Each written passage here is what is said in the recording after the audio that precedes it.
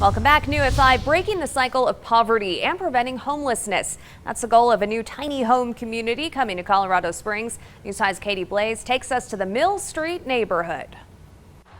Located near the corner of Fountain and Sierra Madre is this block of homes. Greg Flax tells me his father purchased them in the 60s and 70s. He purchased the houses and then rented them out over the years. He says he and his brother continued to rent the homes out to people up until last year. These houses are at least 100 years old, and like anything that's old, they needed upkeep. And quite frankly, we sort of became disenchanted with being landlords. So they decided they would eventually get rid of them. Once we decided to tear them down and destroy them, we allowed the fire department and the police department to do training here. But the question remained. We thought, what could we do better with the land? Shelley Jensen, founder and CEO of the nonprofit We Fortify, had the answer. We're so excited that we can join with Shelley to put this tiny home village together. I'm told the village will be serving young single adults between the ages of 18 and 29 who are at extreme risk for becoming, have been, or are situationally homeless. We're building our first home right now,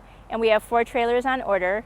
We'll have 5 homes on the property by the end of October and the rest on the property by the end of February. 18 homes total, with the rent for each at $600 a month. For residents, it'll be a 2-year lease agreement to help them get back on their feet. All people that come into the village are recommended by other human services organizations first, and then we vet them, and then they need to sign a community contract. For the Flax brothers, it's a project they know their parents would be proud of. It was my mother's absolute dream for something like this to happen. And as for Jensen, what excites me the most about this is that if we can shift these 18 people in 2 years out, it'll be 90 in 10 years. But she says what's even more exciting, if they can remain in a position of emotional and financial interdependence, their children won't be born into a paradigm of poverty. Always watching out for you, Colorado Springs. Katie Blaze, News 5.